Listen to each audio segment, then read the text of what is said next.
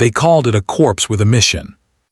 In a cramped office beneath the hum of Admiralty lights, two men leaned over a table cluttered with photographs, passports, and the kind of small, intimate details that usually belong to people who were alive. Lieutenant Commander Charles Comandeli smoked, the thin trail of his cigarette trembling as he traced a line on a map. Commander Ewan Montagu tapped a fountain pen against a file, his face close enough to the paper that the shadows of the lamp made the ink look like something alive. Between them lay an idea so improbable that it could only have been born of desperation and genius. Make the enemy believe in a plan that didn't exist by giving them someone who never lived. It was 1943. The Allies needed to invade Sicily. The Germans needed to be tricked into sending their best troops somewhere else. Battleships and bombers could win fields, but deception could win whole campaigns. Montagu and Comandeli were not generals on parade ground. They were intelligence men who learned to measure victory in the small, surgical cuts that leave no scar. What they proposed was both simple and obscene in its logic. Use a dead man as a courier of lies. They started with a body. The search for a corpse could have read like a macabre bureaucratic task in a darker age. They needed someone middle-aged, preferably with no relatives to cause trouble. The body had to look as if he had been in a plane crash, waterlogged, mangled by sea, yet intact enough to show identification, letters, theater tickets, a lover's note. It had to be convincing down to the scuff on his shoe. They found Glyndwr Michael, a homeless Welshman who had died from ingesting rat poison, and with the cold clinicality of wartime necessity, prepared to give him a life entirely fabricated. They invented Major William Martin like a playwright conjuring a whole person from a hat. He had a backstory, a respectable English background, a courtship that had stalled, a promotion to staff at the Admiralty, a letter from a woman named Pam clutched in his chest pocket. They forged official documents, banknotes, and a sealed briefcase with charts hinting at the real prize, Sicily, and a set of diversionary maps pointing to Greece and Sardinia. Every detail was chosen to feed the enemy's expectations and to tick the boxes of plausibility. Receipts from a tobacconist in London, a ticket stub from a hotel, a theater program folded and dog-eared. But forging papers was only half of the alchemy. They needed circumstance. The dead man had to be found by the right people, someone who would deliver the body and its papers into German hands with the minimum of suspicion and maximum of dramatic credibility. Spain, officially neutral but embroidered with German sympathizers and British informants, offered the perfect stage. If the corpse washed ashore on the Spanish coast, local officials would hand the valuables to German intelligence, who would undoubtedly feed the information up the chain to Berlin. There were practical challenges that read like the plot of a thriller: how to smuggle the body aboard a submarine, how to make a dead man look convincingly like a drowned officer, how to ensure the sea would carry him ashore where the right eyes would find him. Each question bent them toward intricate solutions that required sailors, embalmers, forgers, and actors in laboratories of secrecy. At the docks, sailors moved with a delicate brutality, ironing shirts and ruffling hair into place over a face that would never again frown. They dressed the corpse in an officer's uniform, fitted him with identity discs stamped Major W. Martin, and tucked into his pockets a love letter with believable smudges, a photograph of a woman with a borrowed smile, and a letter stamped top secret written in a hand practiced until it looked effortless. Someone even planted a ticket stub to Gibraltar to suggest Major Martin had been returning from a liaison or inspection. The little human things, the trivialities people discard, were the things that would sell the deception. Montagu and Comandeli argued over the smallest details with a gravitas that would have made a playwright proud. Should the pouch with the letters be water-damaged more or less? Does the seam on the jacket look like a real repair? The men who would later be called masterminds of deception recognized, perhaps with a private shudder, that they were creating a person who would die twice, once in life, and a second time in any history that refused to accept such falseness.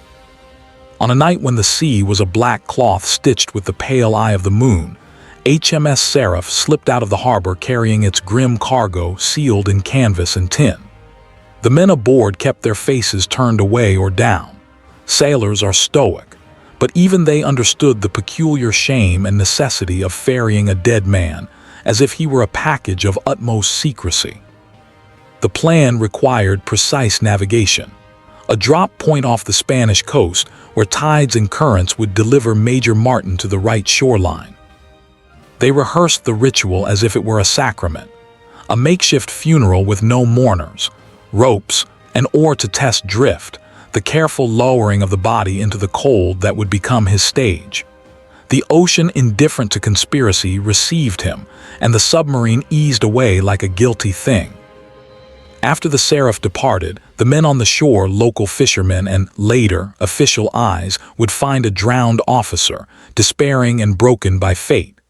The letters and papers would be taken, read, and passed along. The Germans, hungry for actionable intelligence and prone to see what their hopes wanted, would swallow the bait. In the dim office back in London, Montagu folded his hands and allowed himself a single long breath. There were no guarantees. Even the most elaborate lies can be choked by small, ridiculous realities. A dog that won't bark, a tide that behaves oddly, a curious fisherman who keeps a paper instead of handing it over. They had created a dangerous fiction and set it loose on a world of half-informed men and confident enemies. As the sea closed over the spot where Major William Martin drifted, the planners watched maps and letters and the slow smoke of their cigarette butts. They had built a story out of a body and some paper, a surgical deception aimed at the broad, brutal arc of war. If it succeeded, whole divisions might shift, and thousands of lives would be spared the terrible calculus of frontline carnage. If it failed, it would become another grotesque footnote in a war that had more than enough of them. But there was another, stranger risk that no map could show, the moral weight of inventing a life and consigning it to the currents. Montagu thought of the unknown face beneath the uniform and felt, for the first time in days, the whisper of a conscience that would not be easily silenced. He folded the file shut, and for the moment, let duty and the mathematics of war drown the rest. They had set the stage. The rest would depend on weather, timing, and the peculiar human appetite for stories that affirmed what they already wanted to believe. Days passed after Major William Martin's body washed ashore near the Spanish coast. The tide had been merciful, carrying him just far enough to be found by local officials rather than drifting back into the Atlantic abyss. His uniform, carefully arranged, had the faint saltwater stains that made the deception believable. His pockets contained letters, theater tickets, and documents pointing towards Sicily, but also deliberate errors, suggesting a diversion to Greece and Sardinia. German intelligence, always eager for any hint of Allied plans, quickly took the bait. Agents combed over the papers with meticulous care. Major Martin was, to them, a man on the edge of death but entrusted with critical secrets. The fabricated diaries, correspondence, and official documents painted a portrait so convincing that even seasoned officers accepted it as authentic. The letters from Pam, the love notes tucked among receipts and tickets, humanized him enough to lower suspicion and make him tragically real in the minds of those reading about his demise. Back in London, Montagu and Cholmondeley waited anxiously for the first signs of success. Every coded message from Spain, every intercepted report, became a heartbeat in the operation. Intelligence reports began filtering in. The Germans were moving troops away from Sicily. Entire divisions were being repositioned, believing that an invasion of Greece was imminent. Each message made Montagu smile grimly, small victories in a game of shadows. But the operation was not without peril. Minor miscalculations could expose the deception. One overly curious Spanish official could delay or withhold documents. Storms or unusual tides could displace the body, leading to accidental discovery by neutral parties. And the human factor, the unpredictable appetite of enemy officers, loomed over every move like a shadow. To mitigate these risks, Montagu continued orchestrating the aftermath of the deception. Reports, planted intercepts, and double agents reinforced the illusion. Each step needed to match the logic of Major Martin's fabricated life. The Germans were being guided along a narrative carefully built by London's intelligence planners, each twist and turn designed to lead them exactly where the Allies wanted. Meanwhile, the story of the drowned officer spread quietly. Among German agents, Major Martin became a figure of intrigue, a symbol of the Allies' secret planning.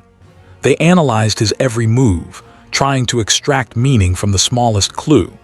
And yet, all of it was fiction, crafted from a dead man, a few forged letters, and the brilliance of men who understood that in war perception could be just as powerful as artillery. By the end of the second week, it was clear. The Germans had completely fallen for the deception. Troops were in motion, plans were being rewritten, and the Allied forces were free to advance towards Sicily with minimal resistance. What had begun as a morbid, audacious idea, giving life to a dead man, was now shaping the course of a major military campaign. Montagu and Cholmondeley allowed themselves a rare, quiet satisfaction. The genius of the operation was not in firepower or daring raids, but in the subtle manipulation of belief. They had proven that a well-crafted story, anchored in the careful details of a fabricated life, could move armies and alter history. Yet the final chapter of their operation had not yet played out. The ultimate test of their ingenuity, ensuring that Major Martin's ruse would be accepted at the highest levels of German command and would not unravel under scrutiny, was still to come. The Germans had taken the bait, but Montagu and Cholmondeley knew the risk was far from over. Major William Martin was now a ghost in enemy intelligence, his existence entirely fabricated. But the Allies had to make sure that the illusion endured long enough to influence critical decisions.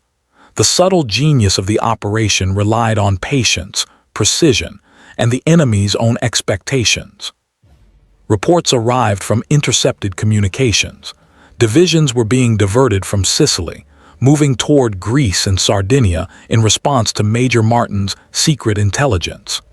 The Allies watched in quiet triumph as enemy resources shifted thousands of miles away from the actual invasion site.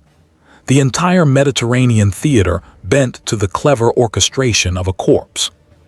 Yet even as the deception unfolded perfectly, small crises threatened to unravel it. Some German officers were suspicious. They asked about inconsistencies in Martin's records, the origin of the letters, the details in the maps. London's intelligence team had anticipated this. They had planted errors deliberately, giving German analysts the satisfaction of discovering minor mistakes, reinforcing their belief in the document's authenticity. Every potential flaw became a tool of the deception. Meanwhile, the world outside the offices of intelligence moved on. The Allies launched the invasion of Sicily, and the battlefield confirmed the operation's impact. German forces were thin, unprepared, and misallocated. The success of Operation Mincemeat, the dead man who changed the course of history, was no longer theoretical. It had tangible consequences. Thousands of lives were saved by a lie carefully crafted and delivered. Montagu reflected on the moral weight of the plan. A dead man had been given a second life to serve the strategic needs of a war, and no one would ever know the full truth of his sacrifice. Glyndwr Michael, an anonymous homeless man, had become a legend he would never witness. It was a quiet, haunting victory, a triumph of intellect and planning rather than guns and bombs. The genius of Operation Mincemeat lay not only in the audacity of the idea, but in the meticulous attention to detail. From forged identity papers to water-stained letters, every element had to withstand scrutiny. It was deception elevated to an art form, and in the hands of men like Montagu and Cholmondeley, it became a weapon as deadly and effective as any soldier on the front lines. By the time the war ended, the story of the man who never lived had spread quietly among intelligence circles. The full scale of the operation's brilliance was only revealed years later, when historians pieced together the incredible lengths to which a few determined individuals went to manipulate the enemy. Major William Martin became a symbol, a reminder that sometimes the dead could fight the living, and the cleverest victories were those that left no trace on the battlefield, only in history.